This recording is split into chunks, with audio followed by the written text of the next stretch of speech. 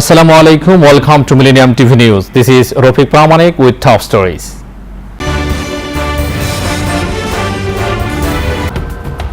Trump again blames both sides for Virginia violence. Sierra Leone's race against disease to bury its dead. United Nations chief offers help to broker North Korea talks. Tillerson says dialogue up to Kim Jong-un. And the UK asks for EU interim customs deal.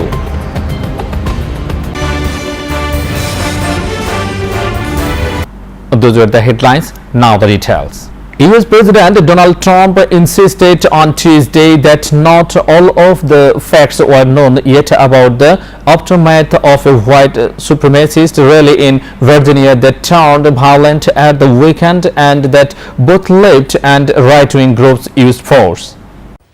Away from Washington and back on his home turf in the lobby of the building bearing his name, Donald Trump spoke. He was angry, he was defiant, and he backtracked on what he was forced to say on Monday about the violence in Charlottesville, Virginia. Why did you wait so long to last neo-Nazi? I didn't wait long. I didn't wait long. I didn't wait long. Gone were the references to the KKK and neo-Nazis and the blame, which 24 hours earlier he had said was theirs alone. Driver of the car is a disgrace to himself, his family, and this country. And that is, you can call it terrorism, you can call it murder, you can call it whatever you want. A president who has never been afraid to use the word terrorism refused to use that label to describe Saturday's ramming death of a female counter-protester. Instead, he used a term normally only used by those on the extreme right. But there is another side. There was a group on this side, you can call them the left, or you've just called them the left, that came violently attacking the other group. So you can say what you want, but that's the way it is. His remarks were unscripted. Those in his team watched from the sidelines and seemed distressed as the president sparred with reporters. Not all of those people were neo-Nazis, believe me. Not all of those people were white supremacists by any stretch. He told them he had no idea the former head of the KKK or Ku Klux Klan, David Duke, was at the Charlottesville rally. Part of the reason he was slow to condemn the march, so he could get the facts. Still, Duke praised Trump's condemnation of the left-leaning counter-protesters. Trump's eruption of raw emotion and defense of the Charlottesville protests seemed to undo any attempt he had made just a day earlier to heal America's racial division. In fact, when asked by a reporter what he could do to repair the racial divide in the United States, Trump had a simple answer. It's jobs. What people want now, they want jobs. They want great jobs with good pay. And when they have that, you watch how race relations will be. The trite nature of the answer may have shown how little understanding the president has of the fractures that remain when it comes to race in the United States. Kimberly Helkett, Al Jazeera, Washington.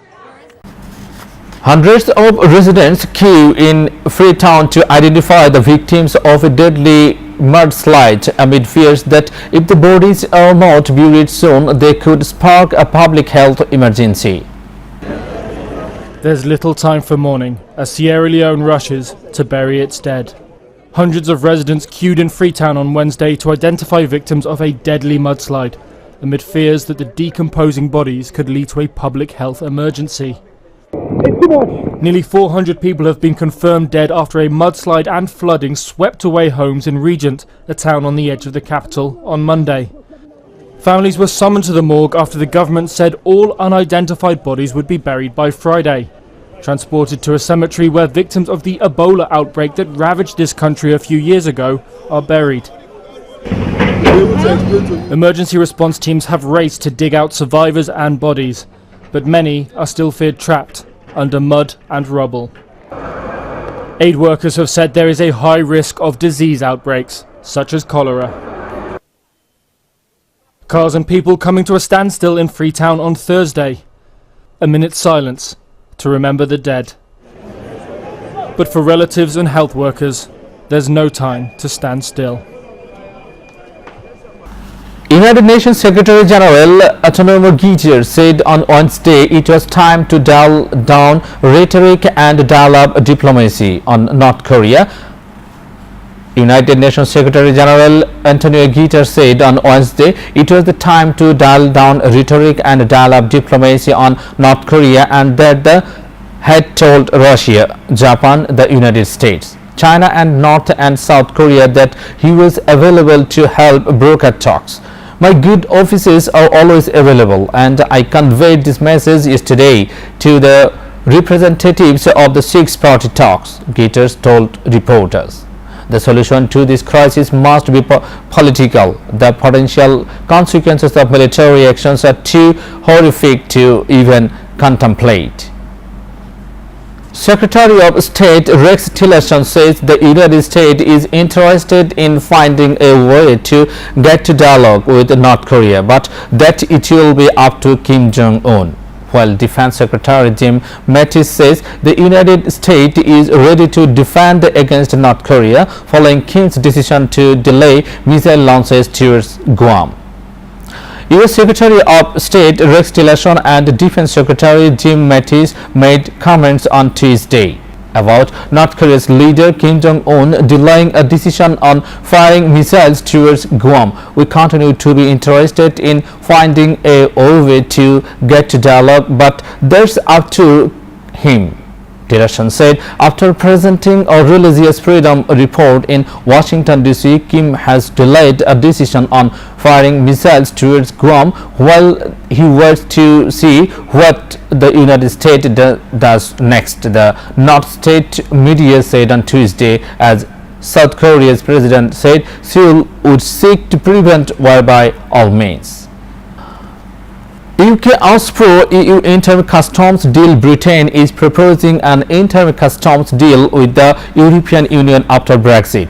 But new government proposals also make clear it will seek to negotiate bilateral trade deals at the same time, a likely sinking point.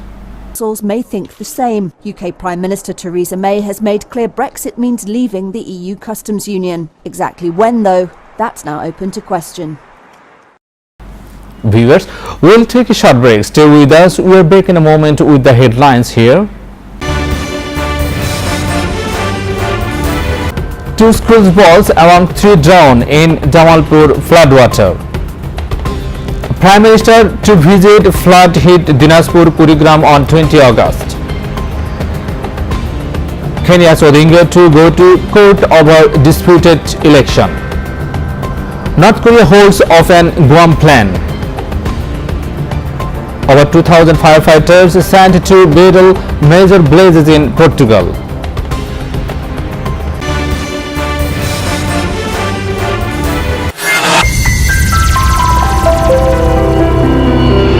Friends development একটি স্বপ্নের ঠিকানা, একটি সুন্দর আবাসস্থল। Friends development আপনার স্বপ্নের বাস্তব রূপ দেয়। নতুন ডুপ্লেক্স, অ্যাপার্টমেন্ট, কমার্শিয়াল বিল্ডিং নির্মাণের জন্য নির্ভরযোগ্য একটি প্রতিষ্ঠান। ফ্রেন্ডস ডেভেলপমেন্ট অত্যাধুনিক ডিজাইন, সর্বশেষ প্রযুক্তির সমন্বয়ে আমাদের কর্মতৎপরতা কনক্রিট, সিমেন্ট আর ইস্পাতের মজবুত বন্ধনে গড়ে উঠুক আপনার বাড়ি। রোদ বৃষ্টি সহ সকল বৈরিতার বিরুদ্ধে করি সঠিক ট্রিটমেন্ট। আপনার শহরের প্রাইম লোকেশনে রয়েছে আমাদের অ্যাপার্টমেন্ট। আপনার কষ্টার্জিত টাকা এবং আমাদের নির্ভেজাল শ্রমে নির্মিত হোক আপনার স্বপ্নের বাড়িটি। আপনার জীবন হোক সুন্দর এবং আনন্দময়। আমাদের ঠিকানা friends development, 211 east 43 street, suite B, 507, New York, NY 10017, phone 718-893020। Email friendsdevelopment@optimum.net।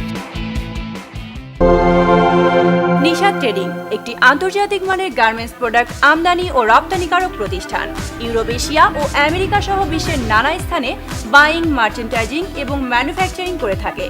সর্বাধুনিক প্রযুক্তিতে তৈরি বিভিন্ন ডিজাইনের পোশাক বাজারজাতকরণ এবং বিপণন এই প্রতিষ্ঠানের লক্ষ্য।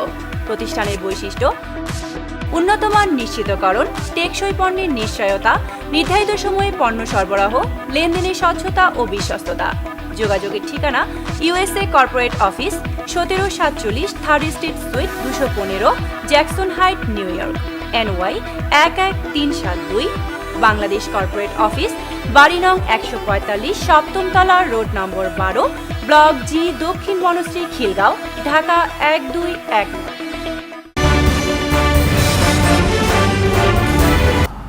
Over 2,000 Portuguese and Spanish firefighters have been battling 8 wildfires in central Portugal.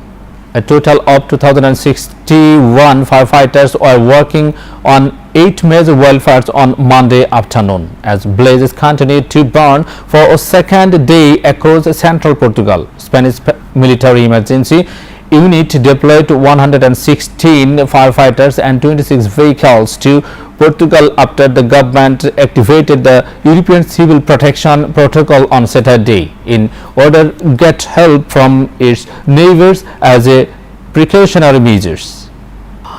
North Korea's leader says he will watch the actions of the United States for a while longer before making a decision of firing missiles towards Guam, the North's official news agency says. Turning overseas, North Korea's state media announced overnight that Kim Jong-un plans to hold off from launching missiles at Guam, at least for now. The U.S. military is ready to defend the territory from any attack. Secretary of Defense James Mattis said, "We know within moments where it's going. If they fire at the United States, that could escalate into war very quickly. If they do that, it's game on." Ben Tracy is following this unfolding story from Seoul, South Korea. Ben, good morning. Good morning. It's a holiday known as Liberation Day here in South Korea, as well as across the border in North Korea. And some thought this might be an opportunity for Kim Jong-un to launch another missile or take some sort of provocative act. Instead, he seems to be signaling he's ready to de-escalate this conflict with the U.S. These pictures from North Korean state media show Kim Jong-un reviewing military plans with his generals to launch 4 missiles near the island of Guam. The North Korean leader decided not to immediately launch his weapons, but did launch another war of words at the U.S. He said, if the Yankees persist in their extremely dangerous, reckless actions on the Korean peninsula, North Korea's military will ring the windpipes and point daggers at their necks. The real threat is a North Korean missile capable of hitting the U.S. After several failed missile tests in 2016, North Korea has now successfully built and launched 2 intercontinental ballistic missiles. Kenyan opposition leader Raila Odinga said on Wednesday he would challenge last week's presidential election result in court, calming fears that further street protests by his supporters might lead to widespread violence. Well, people here were glued to their TV screens or to the TV screens in the bars behind us, and while nobody is surprised that he was digging in on these rigging claims and continuing to say he feels that the election was stolen from him, people are surprised that he decided to go to court in the end. Now, as you just heard, he reiterated that this is the 3rd election that Odinga feels has been stolen from him and that the wrong man has won. He said that they believe an algorithm was introduced into the back end of the Electoral Commission system in order to rig the election. He also called out international monitors for pressuring him and his party to concede early, calling it a fanatical rush to announce results and lend some legitimacy to this election. Now, he did urge Kenyans to continue to take to the streets, to continue to engage in various forms of civil disobedience. But as I said, people are surprised that in the end, he's decided to take his case to the Supreme Court. He says he and his party have compiled evidence. They'll take it to the Supreme Court presumably in the next week, and that there in court he hopes to prove that Uhuru Kenyatta's presidency is a computer-generated presidency, in his words. Prime Minister Sheikh Hasina will visit Dinajpur and Kurigram on 20 August to take stock of flood-affected areas in the districts. The Prime Minister will also distribute relief among the people of the affected areas. Dinajpur 2 constituency lawmaker and Awami League organizing secretary Khalid Mahmood Chaudhary confirmed the Prime Minister's visit to Thursday morning. Dinajpur and Kurigram are among the mostly affected districts by flood. A number of 13 people are killed due to flood at Birol, Kaharol, Sador, Khanshama and Birganj upazalas of the districts. Among them, 3 members of a family died. 3 people, including 2 schoolboys, have drowned in floodwater on Wednesday morning at Bhaluka village in Melando upazala of Jamalpur.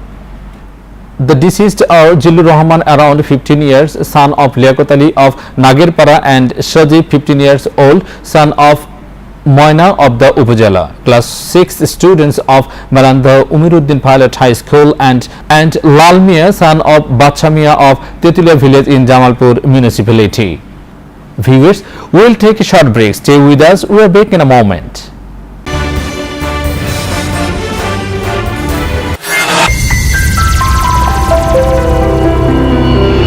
Friends development একটি স্বপ্নের ঠিকানা, একটি সুন্দর আবাসস্থল। Friends development আপনার স্বপ্নের বাস্তব রূপ দেয়। নতুন ডুপ্লেক্স, অ্যাপার্টমেন্ট, কমার্শিয়াল বিল্ডিং নির্মাণের জন্য নির্ভরযোগ্য একটি প্রতিষ্ঠান। ফ্রেন্ডস ডেভেলপমেন্ট অত্যাধুনিক ডিজাইন, সর্বশেষ প্রযুক্তির সমন্বয়ে আমাদের কর্মতৎপরতা কনক্রিট, সিমেন্ট আর ইস্পাতের মজবুত বন্ধনে গড়ে উঠুক আপনার বাড়ি। রোদ বৃষ্টি সহ সকল বৈরিতার বিরুদ্ধে করি সঠিক ট্রিটমেন্ট। আপনার শহরের প্রাইম লোকেশনে রয়েছে আমাদের অ্যাপার্টমেন্ট। আপনার কষ্টার্জিত টাকা এবং আমাদের নির্ভেজাল শ্রমে নির্মিত হোক আপনার স্বপ্নের বাড়িটি। আপনার জীবন হোক সুন্দর এবং আনন্দময়। আমাদের ঠিকানা friends development, 211 east 43 street, suite B, 507, New York, NY 10017, phone 718-893020। Email friendsdevelopment@optimum.net। Nishad trading একটি আন্তর্জাতিক মানের গার্মেন্টস প্রোডাক্ট আমদানি ও রপ্তানিকারক প্রতিষ্ঠান। ইউরোপ, এশিয়া ও আমেরিকা সহ বিশ্বের নানা স্থানে বাইং, মার্চেন্টাইজিং এবং ম্যানুফ্যাকচারিং করে থাকে। সর্বাধুনিক প্রযুক্তিতে তৈরি বিভিন্ন ডিজাইনের পোশাক বাজারজাতকরণ এবং বিপণন এই প্রতিষ্ঠানের লক্ষ্য। প্রতিষ্ঠানের বৈশিষ্ট্য: উন্নতমান নিশ্চিতকরণ, টেকসই পণ্যের নিশ্চয়তা, নির্ধারিত সময়ে পণ্য সরবরাহ, লেনদেনের স্বচ্ছতা ও বিশ্বস্ততা। যোগাযোগের ঠিকানা: USA corporate office, 1747 third street sweet 215, Jackson height, new York, NY 11372। Bangladesh corporate office, বাড়ি নং 145, সপ্তম তলা, রোড নম্বর 12, ব্লক জি, দক্ষিণ Banasree, Khilgaon, Dhaka 1219।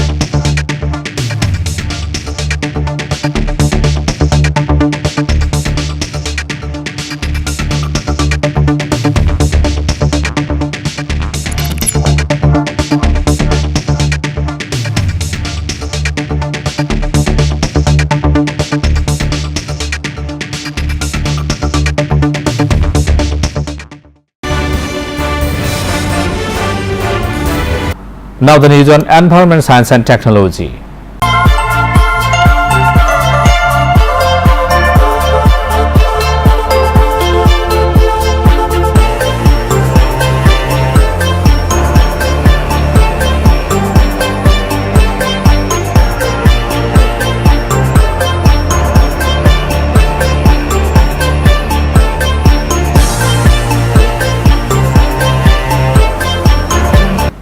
SpaceX Dragon CRS-12 cargo craft reached the International Space Station early Wednesday morning, completing a 2-day journey to the orbiting outpost.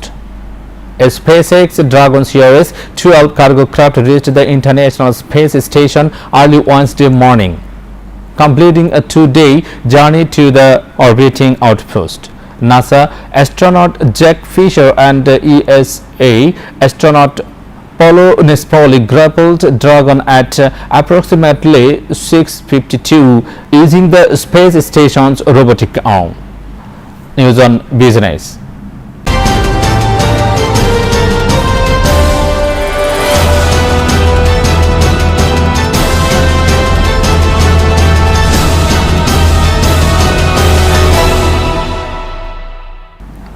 Stocks closed flat after US President Donald Trump said he is disbanding 2 advisory councils. Wall Street pared its against Wednesday, closing flat after US President Donald Trump said he is disbanding 2 advisory councils. That move came after 2 more CEOs resigned from his manufacturing council after his comments on the weekend violence in Charlottesville. Earlier, surprisingly positive earnings from 2 retailers had driven the markets higher. CFRA Research Investment Strategist Lindsay Bell. Target had a great report this morning and last night. Urban Outfitters kind of bucking the trend. Now the news on entertainment.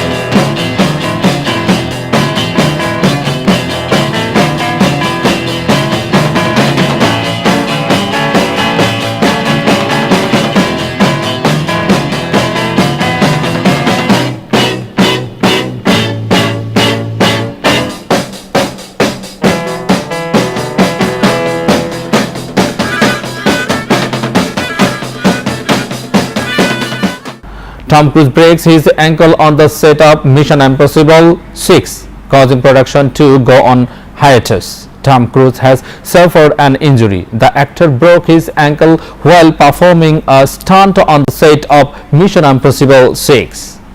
The accident has forced Paramount Pictures to temporarily hold production while Cruise recovers. Paramount released a statement saying, "Tom wants to thank you all for your concern and support and can't wait to share the film with everyone next summer." No word on how long production will be on hiatus. By the studio said the movie is still on schedule for July 27, 2018 opening. Cruise's last Mission Impossible film, Rogue Nation, garnered more than $680 million at the worldwide box office in 2015. News on sports.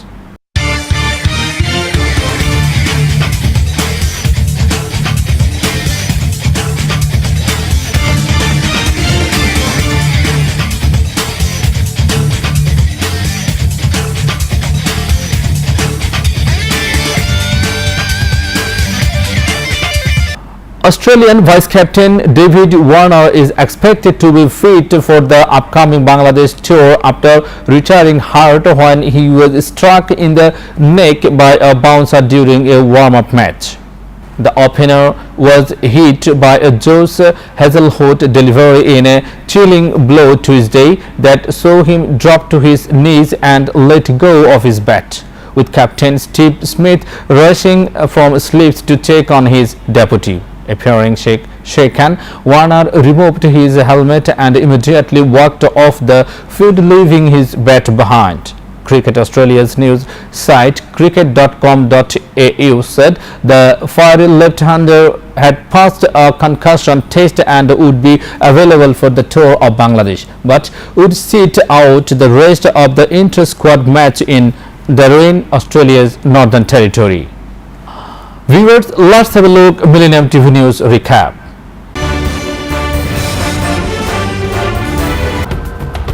Trump again blames both sides for Virginia violence. Sierra Leone's race against disease to bury its dead. United Nations chief offers help to broker North Korea talks. Tillerson says dialogue up to Kim Jong-un. And the UK asks for EU interim customs deal.